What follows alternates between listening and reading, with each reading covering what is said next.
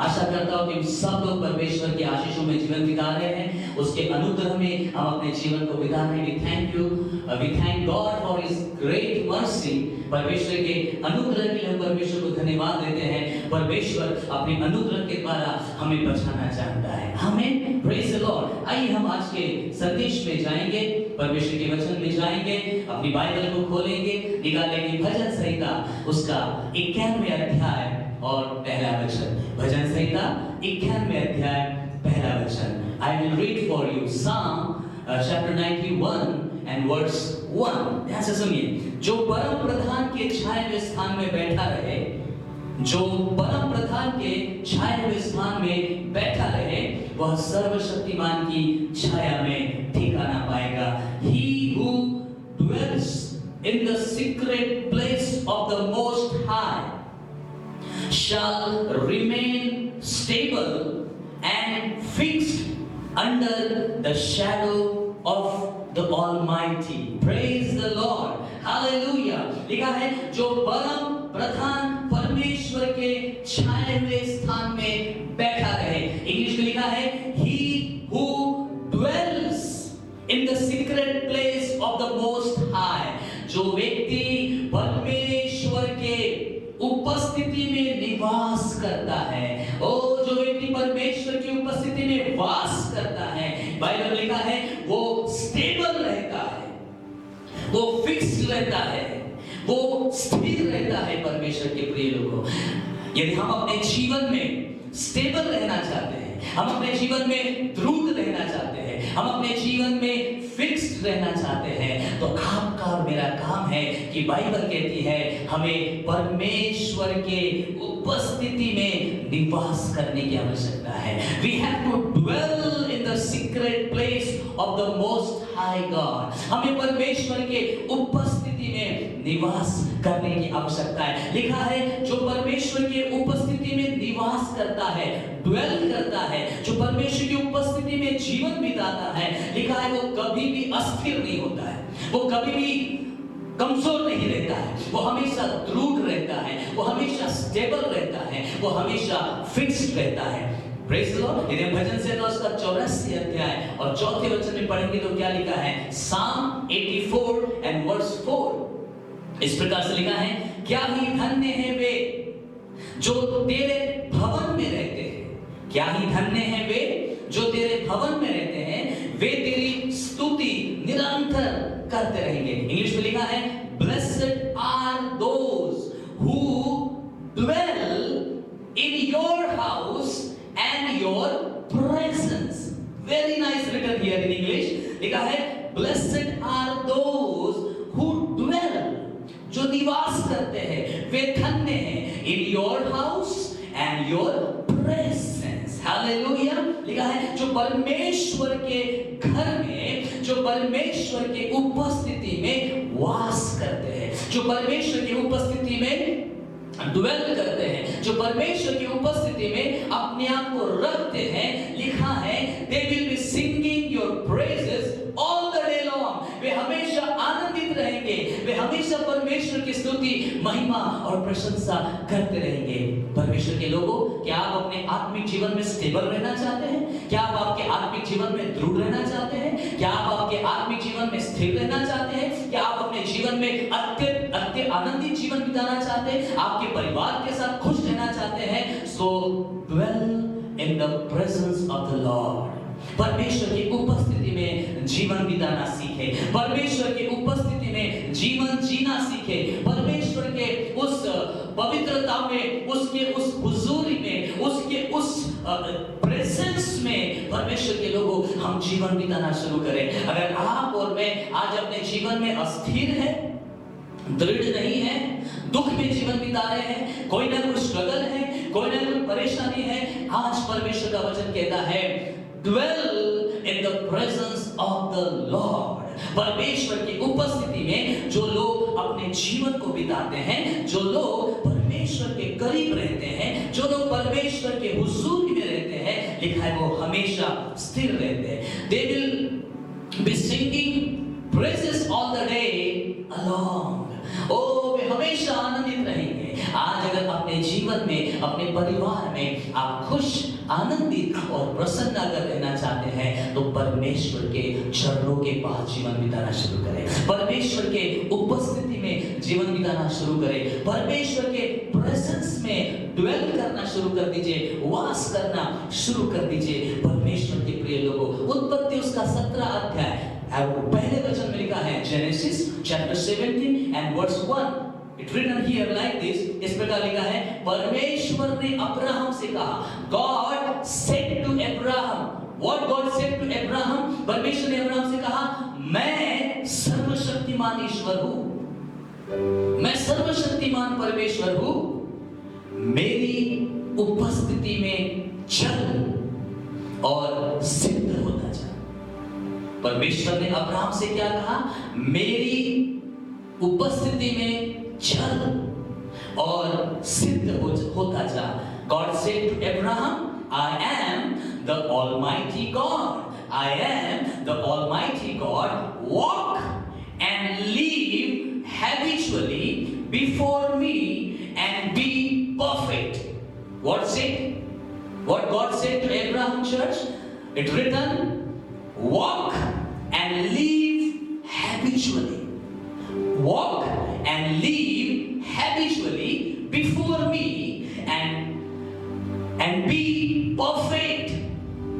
परमेश्वर ने अब्राहम को कहा कि मेरे उपस्थिति में चल, मेरे उपस्थिति में आदतन, हैबिचुअली, स्वभावता, अभ्यास करते हुए अपने जीवन को बिताना शुरू कर दे। और जब तू आदतन मेरी उपस्थिति में जीवन बिताएगा, आदतन का मतलब हमें हैबिचुअल होना पड़ेगा परमेश्वर की उपस्थिति के लिए, हमें हैबिचुअल होना पड़ेगा परमेश्वर की प्रेजेंस के लिए। आदत होनी चाहिए हमारे जीवन में। If you want to live perfect life, यदि आप एक सिद्ध जीवन बिताना चाहते हो, आप एक स्टेबल लाइफ जीना चाहते हो, आप एक फिक्स्ड जीवन बिताना चाहते हो, आप अपने जीवन में अत्यधिक आनंदित जीवन बिताना चाहते हो, तो यहाँ परमेश्वर का वचन कहता है, परमेश्वर ने अब्राहम से कहा, walk and live habitually before me, मेरी उपस्थिति में आदतन जीवन बिताना शुरू कर दे। हैबिट होनी चाहिए परमेश्वर की उपस्थिति में बैठने की, परमेश्वर के उपस्थिति में वास करने की, परमेश्वर के प्रेजेंस में जीवन बिताने की। Habitually live before me. Then what will happen? And God said to Abraham, and be perfect. सिद्ध होता है। अगर आज आप और मैं अपने जीवन में सिद्धता में जीवन बिताना चाहते हैं, स्थिर जीवन बिताना चाहते हैं, दृढ़ जीवन बिताना चाहते हैं, अति आनंदित अपने जीवन में जीवन बिताना चाहते हैं, तो बाइबल कहती है आदत, देखा अभ्यास के अनुसार, स्वभावता, ऐसी आदत डालिए, ऐसी हैबिट डालिए कि आप परमेश्वर की उपस्थिति में जीवन बिताएं। Spend your maximum time. As much you can spend your time in the presence of the Lord, spend your time. Go in presence of the Lord. Worship Him. Spend your valuable time in God's presence.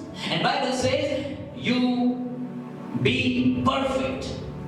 तुम सिद्ध होते चले जाओ। Exodus chapter 33 and verse 14 says, निर्गमन उसका 33 अध्याय और 14 वचन में इस प्रकार परमेश्वर का वचन कहता है, यहोवा ने मूसा से कहा, God said to Moses, यहोवा ने मूसा से कहा, मैं आप तेरे साथ चलूंगा और तुझे विश्राम दूंगा। And the Lord said to Moses, my presence shall go with you and I will give you rest.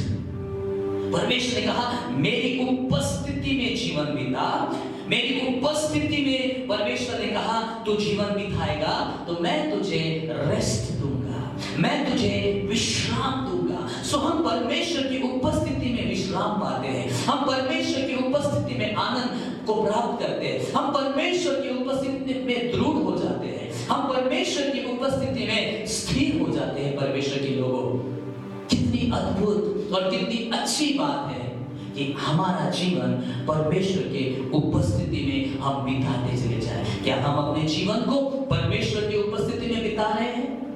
इन दिनों में क्या हम अपने जीवन को परमेश्वर की उपस्थिति में बिता रहे हैं, या ये दिन शुरू होने के पहले, इसके पहले से, जब से आपने अपना जीवन प्रभु यीशु को दिया है, जब से परमेश्वर के सेवक को आपने सेवकाई शुरू की है, क्या आप अपना लगातार हैबिचुअली आदतन अपना जो समय है क्या आप परमेश्वर को दे रहे हैं? क्या आप परमेश्वर की उपस्थिति में अपने जीवन को बिता रहे हैं?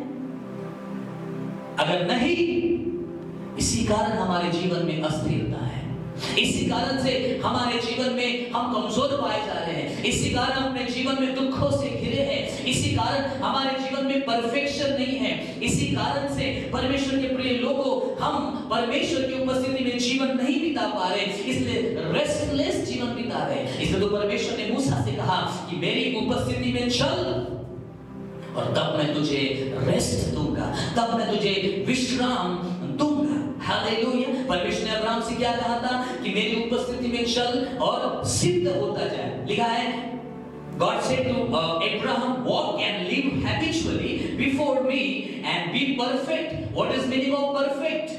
सिद्धता का मतलब क्या है? Blameless, wholehearted and complete life. What is meaning of perfect? Live blameless life. Hallelujah. कोई दोष तेरे जीवन में नहीं होना चाहिए, कोई दोष आपके जीवन में नहीं होगा। जब आप परमेश्वर की उपस्थिति में जीवन बिताने लग जाओगे, कोई दोष आपके जीवन में नहीं होगा। परमेश्वर ने अब्राहम से कहा, live perfect life, means live blameless life, live whole hearted life, live complete life. Hallelujah. When we spend our time in the presence of God, when we walk in God's presence, Bible says we will live blameless life. Church, praise the Lord. Hallelujah. परमेश्वर का धन्यवाद हो। पहला राजा 5वां अध्याय और 4 वचन में क्या लिखा है? First King chapter 5 and verse 4 इस प्रकार से लिखा हुआ है, परमेश्वर, यहां पर सुलेमान के बारे में परमेश्वर का वचन कहता है, और सुलेमान क्या कह रहा है, ध्यान से सुनिएगा। परंतु अब मेरे परमेश्वर यहोवा ने मुझे, लिसन वेरी केयरफुली, यहां पर सुलेमान राजा कहता है, परंतु अब मेरे परमेश्वर ने मुझे चारों ओर से विश्राम दिया है। चारों ओर से परमेश्वर ने मुझे विश्राम दिया है। अब ना तो कोई विरोधी है और ना कुछ विपत्ति मेरे जीवन में मुझे दिखाई पड़ती है। कोई विरोध नहीं है, कोई संकट अब मेरे जीवन में नहीं है, कोई विपत्ति मुझे मेरे जीवन में दिखाई नहीं पड़ती है, क्योंकि मेरे परमेश्वर ने मुझे विश्राम दिया है, मेरे परमेश्वर ने मुझे रेस्ट दिया है। Listen very carefully church. परमेश्वर ने मोसेस से कहा, तू मेरी उपस्थिति में चल और मैं तुझे रेस्ट दूंगा, तू मेरी प्रेजेंस में चल और मैं तुझे जो है वो विश्राम दूंगा। आज कितने हम में से लोग हैं जो अपने जीवन को परमेश्वर के उपस्थिति में बिता रहे हैं, परमेश्वर के प्रेजेंस में हम अपने जीवन को, कितने लोग हैं जो बिता रहे हैं? How many people you are spending your time in the presence of the Lord? How many people you are walking in God's presence? How many people? Check your life. अपने जीवन को जांचें। देखा है, जब आप और मैं परमेश्वर की उपस्थिति में जीवन बिताते हैं, हम स्टेबल पाए जाते हैं, स्थिर पाए जाते हैं, आनंदित पाए जाते हैं, हम विश्राम को पाते हैं परमेश्वर के लोगों।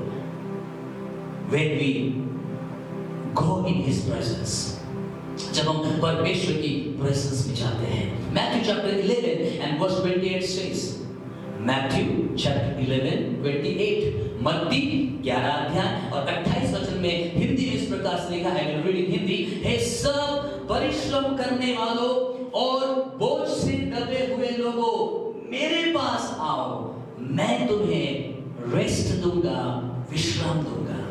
English में it's written very nicely, says, starting it's written, come to me. Jesus said, come to me, all you who labor and are heavy laden and overburdened, and I will cause you to rest. यीशु ने कहा, मेरे पास आओ, come to me, come in my presence. आज परमेश्वर में कहना चाहता है, क्या आप अपने जीवन में बोझ से दबे हैं? क्या आप अपने जीवन में स्ट्रगल कर रहे हैं? क्या आप अपने जीवन में अस्थिर जीवन बिता रहे हैं? क्या आपको ऐसा लगता है कि मेरे जीवन में अशांति है, कोई शांति नहीं है, कोई रेस्ट नहीं है। Jesus talking to you right now. Jesus said, come to me, मेरे पास आओ, कम इन माय प्रेजेंस, मेरी उपस्थिति में आओ। और जब तुम मेरी उपस्थिति में आओगे तो मैं तुम्हें क्या दूंगा? I will give you rest, I will give you peace, I will give you strength, I will heal you when you people will come to me, when you people will come in my presence। जब आप लोग मेरी उपस्थिति में आओगे तब मैं तुम्हें शांति दूंगा, मैं तुम्हें रेस्ट दूंगा। Jesus said, I will cause you to rest। What is meaning of rest? It says, I will relive and refresh your souls। I will refresh your soul। What is meaning of rest? Jesus saying, I will give you rest means I will refresh your soul। मैं तुम्हारे मन को तरोताजा कर दूंगा, मैं तुम्हें अत्यंत आनंदित कर दूंगा, मैं तुम्हारे सारे बोझ से तुमको छुटकारा दूंगा, मैं तुम्हारे सारे तकलीफों से तुमको छुटकारा दूंगा, मैं तुमको सारे दुख और तकलीफ और परेशानियों से तुम्हें छुटकारा दूंगा। पर तुम्हें करना क्या है? You have to come to me, you have to come near to me।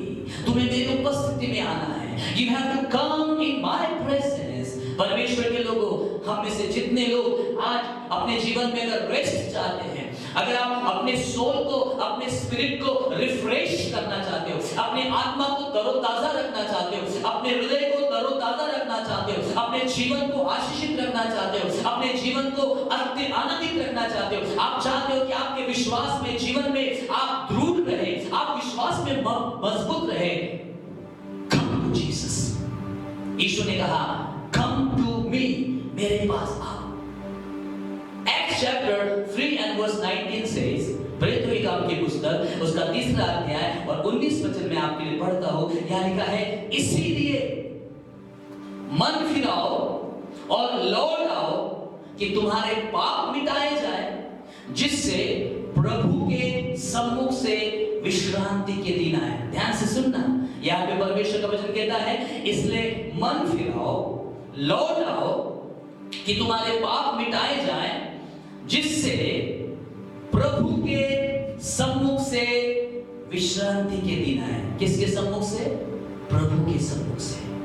परमेश्वर की उपस्थिति से हम अपने जीवन में विश्रांति के दिनों को प्राप्त कर सकते हैं। If we will read in English, it says, so repent। Now listen very carefully, what is the definition of repent? The word of God says, Acts chapter 3 and 19, so repent। What is meaning of repent? Change your mind and purpose। Change your mind and purpose। Turn around and return to God। That times of refreshing, say times of refreshing, times of refreshing। विश्रांति के जो दिन है, refreshing को हम कह सकते हैं तरोताजगी के दिन। लिखा है, परमेश्वर की ओर फिरो, पश्चाताप करो, मन फिराओ। मन फिराने का मतलब क्या होता है? Change your mind and purpose. अपने जीवन में जिस जीने के उद्देश्य को आप इस समय वर्तमान में जी रहे हो, शायद वो परमेश्वर की इच्छा के अनुसार नहीं है। आप शायद ऐसी सेवकाई कर रहे हो, शायद परमेश्वर की इच्छा के अनुसार नहीं है। शायद अपने जीवन में आप ऐसे बहुत सारे काम कर रहे हो जो परमेश्वर की इच्छा के अनुसार नहीं है, आपके खुद की इच्छा के अनुसार है। Bible says, repent, change your mind, change your purpose. What is meaning of repent? हमें अपने उद्देश्य को बदलना पड़ेगा। आज हम अपने जीवन में जो बोझ से दबे हैं, आज जो हम अपने जीवन में स्ट्रगल कर रहे हैं, वी आर डूइंग मिनिस्ट्री। हम प्रभु यीशु मसीह में आए हैं, हम परमेश्वर की उपस्थिति में आए हैं। हाँ, हम विश्वासी बन गए हैं, हाँ हम प्रभु की सेवा कर रहे हैं, बट अभी भी बेचैनी है, अभी भी बोझ है, अभी भी दुख है, अभी भी परेशानी है, अभी भी अस्थिरता है। कोई रेस्ट लाइफ में नहीं है, कोई शांति हमारे जीवन में नहीं है, कोई विश्रांति हमारे जीवन में नहीं है। परमेश्वर का वचन कहता है change your mind and purpose. आपका मन इस समय जिस गलत जगह पर लगा हुआ है, उस जगह पर लगा हुआ है जहां परमेश्वर की इच्छा नहीं है।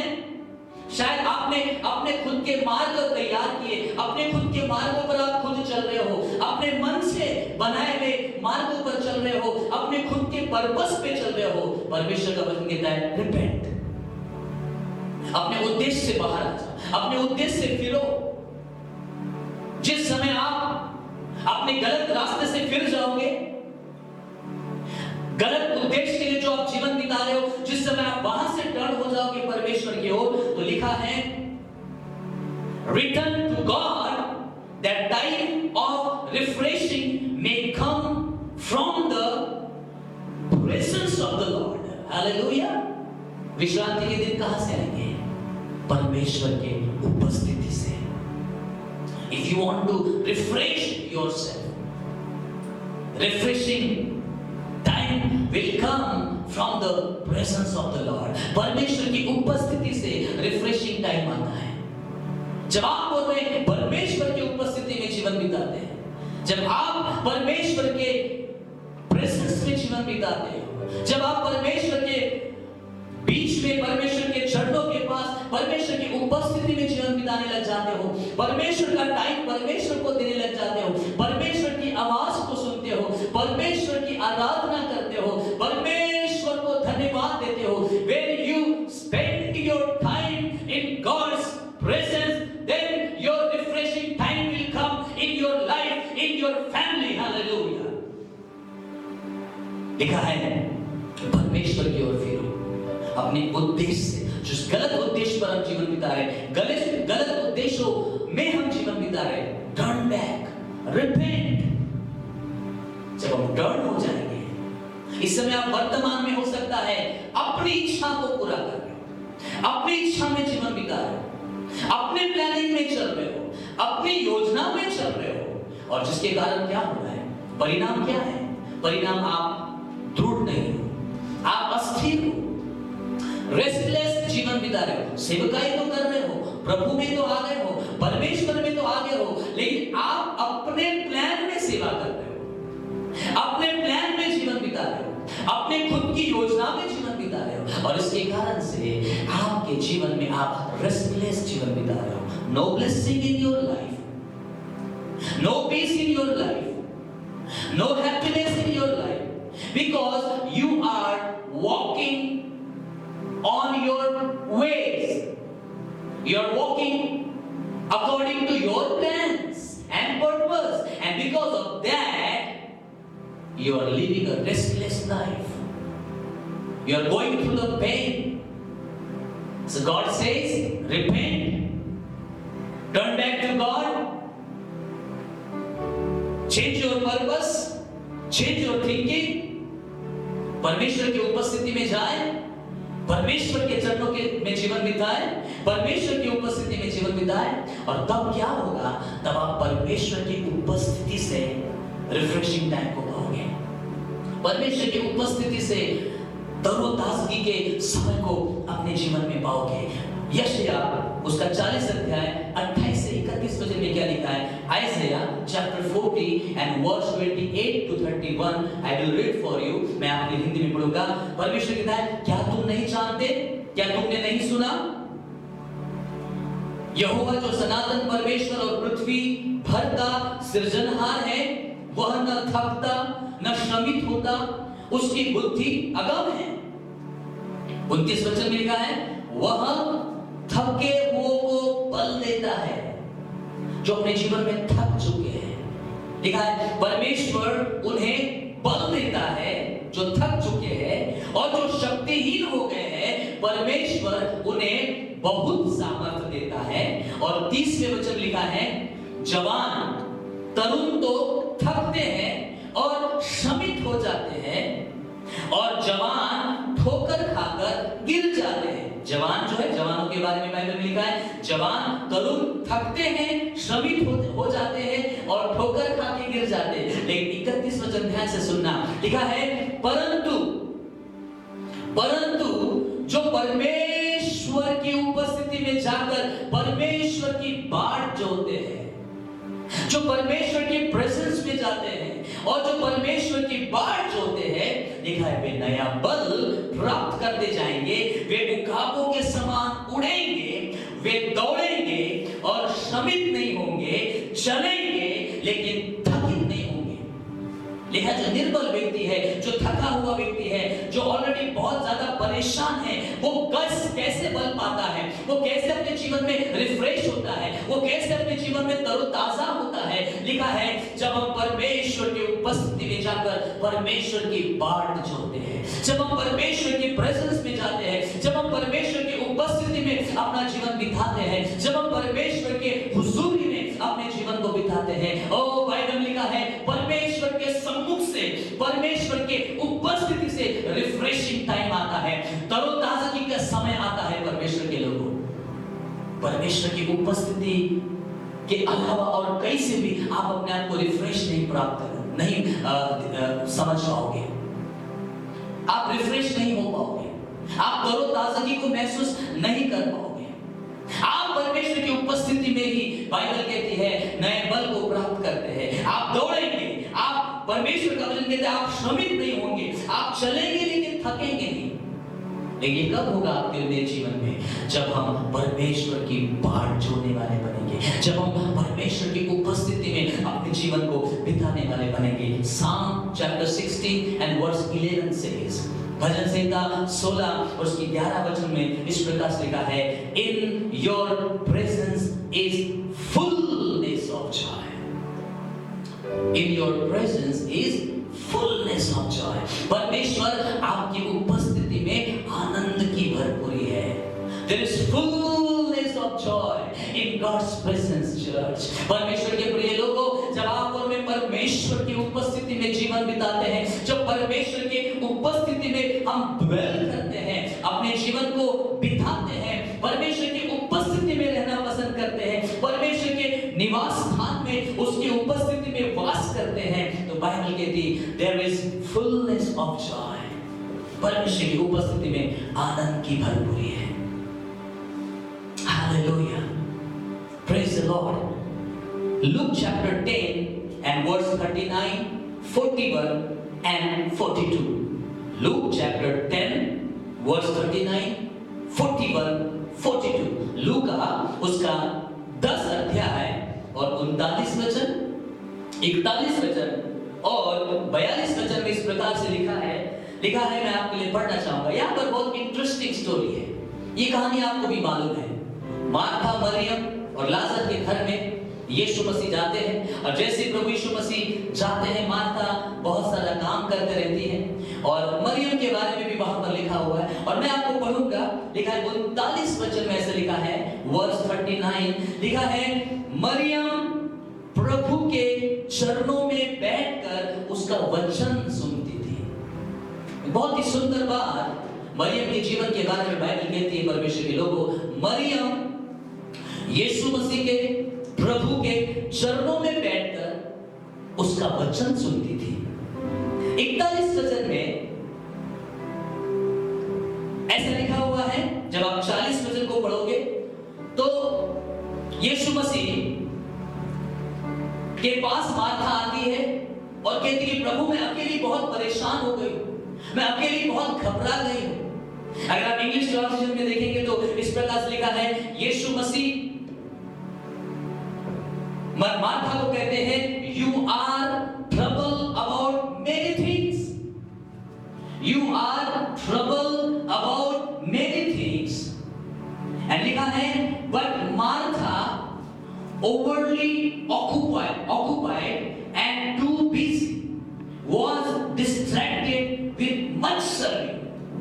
मार्था ने अपने आप को इतना ज्यादा कामों में व्यस्त, अपने आप को बिजी कर दिया था। लिखा है she was distracted with much serving. इतना ज्यादा काम, इतना ज्यादा उसने अपने आप को व्यस्त रखा था, जिसके कारण से बाइबल कहती है वो बहुत ज्यादा चिंता करने लगी थी और बहुत ज्यादा घबराने लगी थी। इसलिए प्रभु यीशु ने 41 वर्ष में क्या कहा, 41 वचन में प्रभु यीशु ने मार्था से क्या कहा?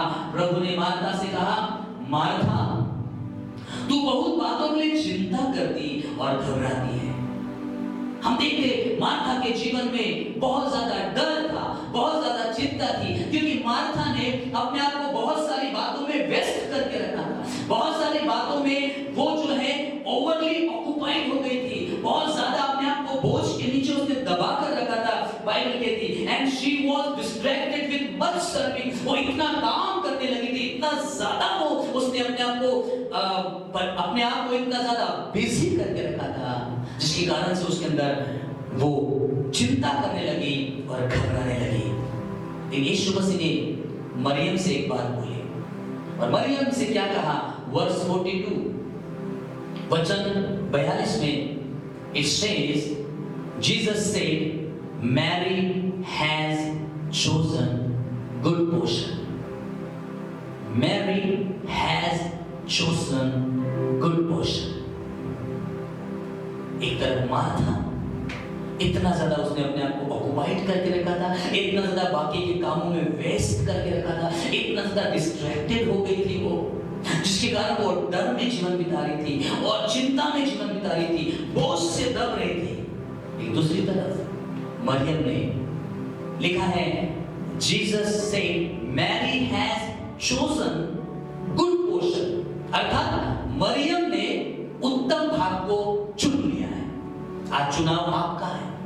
आप इस संसार में रहते हुए, आप इस दुनिया में रहते हुए, आप अपने आप को मार्था के जैसे संसारी कामों में व्यस्त रखना चाहते हो, संसारी कामों में, दुनियादारी के कामों में अपने आप को ऑक्युपाइड करके रखना चाहते हो, या फिर मरियम की नहीं आप चुनाव करते हो कि मैं उस उत्तम भाग को चुनूंगी। और मरियम ने उत्तम भाग कौन सा चुना? What was that good portion which chosen by Mary? And that good portion was she was sitting on God's feet. She decided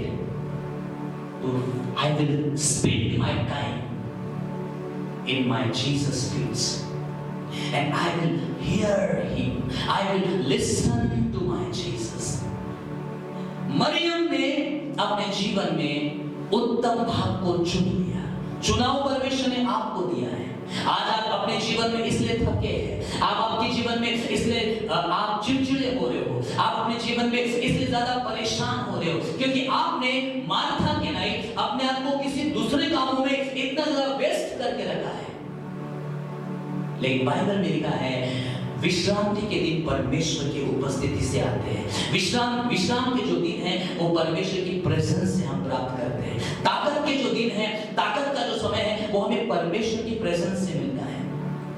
हम देख सकते हैं मार्था ने अपने आप को संसार और दुनिया की बातों में इतना ज्यादा व्यस्त करके रखा था, जिसके कारण से वो चिड़चिड़ाने लगी थी और चिंता करने लगी थी। लेकिन यीशु ने मरियम से कहा, मरियम ने उत्तम भाग को चुन लिया है।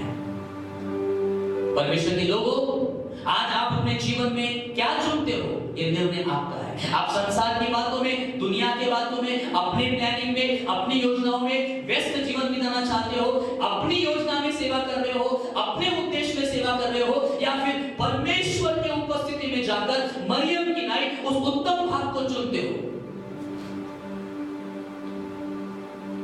मरियम ने जो उत्तम भाग चुना वो ये था कि वो यीशु के चरणों के पास बैठती थी और उसका वचन सुनती थी। आज आप और मैं उस उत्तम भाग को अपने जीवन में चुने। यदि आप चाहते हो कि आपके जीवन में आप रिफ्रेश हो जाए, we are too much busy in these days। आप अपने जीवन को जांचें, कहीं आप आज का जीवन मार्था के जैसा तो नहीं है। आपने दुनिया के कामों में, संसार के कामों में, अननेसेसरी कामों में आपने अपने आप को व्यस्त करके रख दिया है और आप परमेश्वर की उपस्थिति में अपने जीवन को नहीं बिता पा रहे हो। आप परमेश्वर की प्रेजेंस में अपने जीवन को नहीं बिता पा रहे हो और जिसके कारण से आप चिड़चिड़े हो रहे हो। आप सेवा तो कर रहे हो, आप यीशु मसीह में तो विश्वास करते हो, लेकिन आप चिड़चिड़े हो गए हो। आप खुद के सेवकाई में आप संतुष्ट नहीं हो, आप खुद के कार्यों से आप संतुष्ट नहीं हो। We are too much busy, like Martha.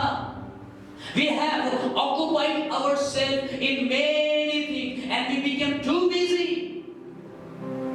परंतु यीशु ने कहा मरियम ने उत्तम भाग को चुन लिया है। आज आपने जो चुना है उसी के कारण से आप परेशान हो। लेकिन बाइबल में लिखा है जब आप परमेश्वर की उपस्थिति में वास करते हो आप स्थिर पाए जाते हो। आज कई बार हमारे जीवन में अस्थिरता है, हम दृढ़ नहीं है, हम रेस्टलेस जीवन बिता रहे हैं। No rest in our life. परमेश्वर ने इन दिनों में हमें जो समय दिया है, let us go in God's presence and refresh yourself. Not only in these days, केवल इन्हीं दिनों में नहीं, लेकिन एक हैबिचुअली आदत अपने आप को परमेश्वर की उपस्थिति में जाने वाला बनाइए, परमेश्वर के चरणों के पास जीवन बिताने वाला बनाइए। जो परमेश्वर का टाइम है वो परमेश्वर को देना सीखिए। और क्या होगा जब भी आप परमेश्वर की उपस्थिति में जाओगे, चाहे आपकी नौकरी में कितना भी टेंशन हो, चाहे मिनिस्ट्री में कितना भी टेंशन हो, कितना भी आप वहां पर स्ट्रगल कर रहे हो, परेशान हो रहे हो, लेकिन जब आप आदत परमेश्वर की उपस्थिति में जाकर, परमेश्वर की उपस्थिति में ज्यादा से ज्यादा समय जब आप ड्वेल करोगे, वहां पर वास करोगे, यू बिकम रिफ्रेश। आप नई ताजगी को पाते जाओगे।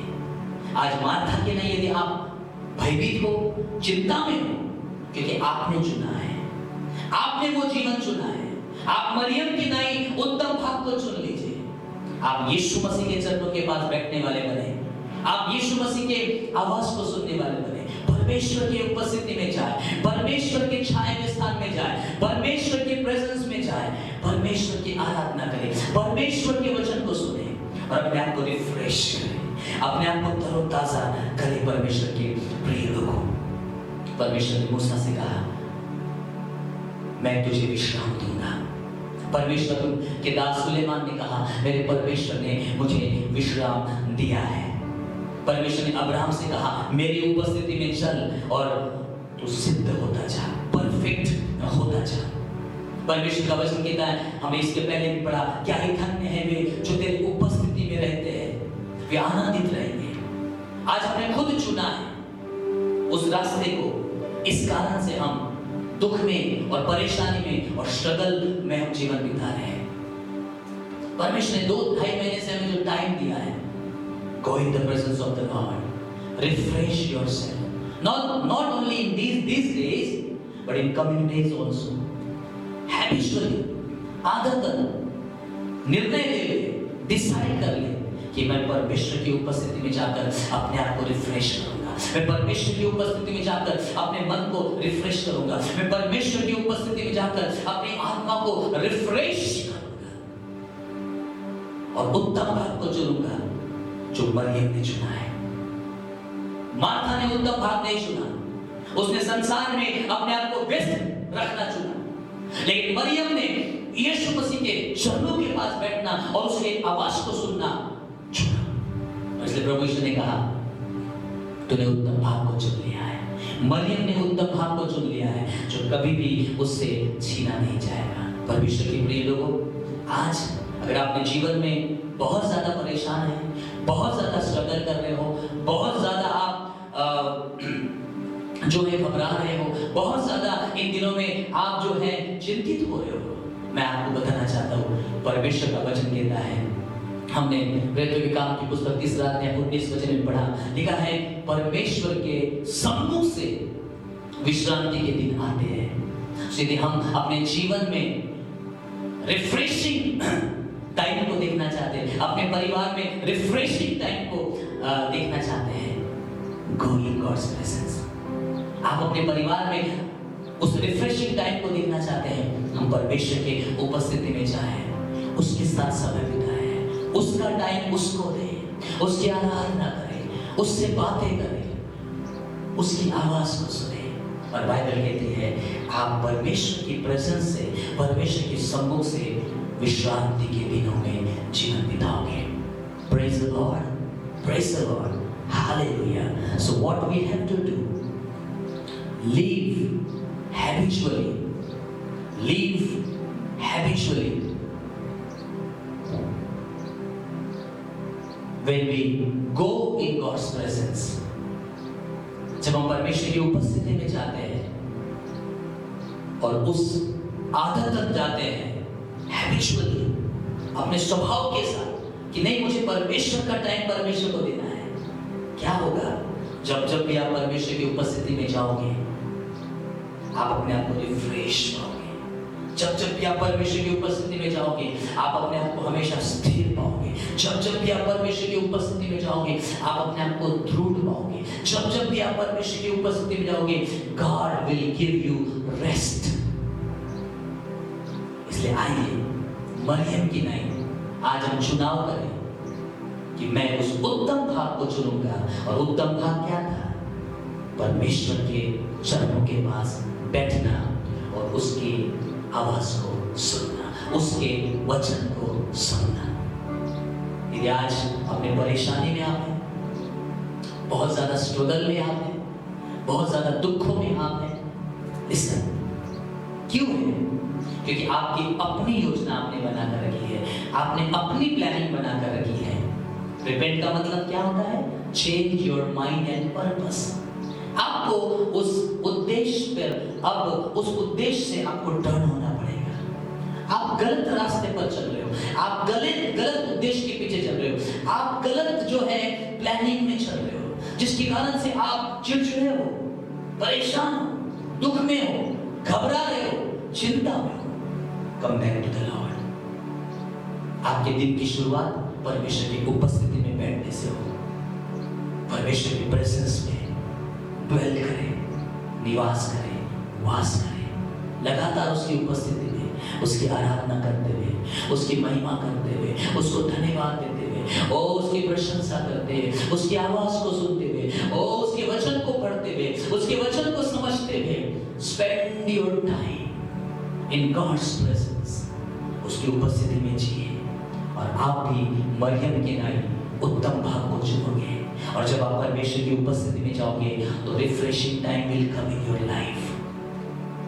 विश्रांति के दिन प्रभु की उपस्थिति से आएंगे आपके जीवन में, क्योंकि प्रभु की उपस्थिति में आनंद की भरपूरी है। जब जब भी आप परमेश्वर की उपस्थिति में जाओगे, आप अपने आप को देखोगे कि आप अत्यंत आनंदित जीवन बिता रहे हो। सो चर्च, विश्रांति के दिन केवल प्रभु की ओर से आते हैं। हो सकता है हम बहुत ज्यादा व्यस्त अपने जीवन में हो गए हैं, शायद हम अपनी नौकरी में बिजी हो गए हैं, हम शायद अपने बिजनेस में बहुत ज्यादा बिजी हो गए, शायद हम अपने कॉलेज और क्लासेस में बहुत ज्यादा बिजी हो गए। हो सकता है परमेश्वर के दास और दासियों, आप परमेश्वर की सेवकाई में बहुत ज्यादा बिजी हो गए।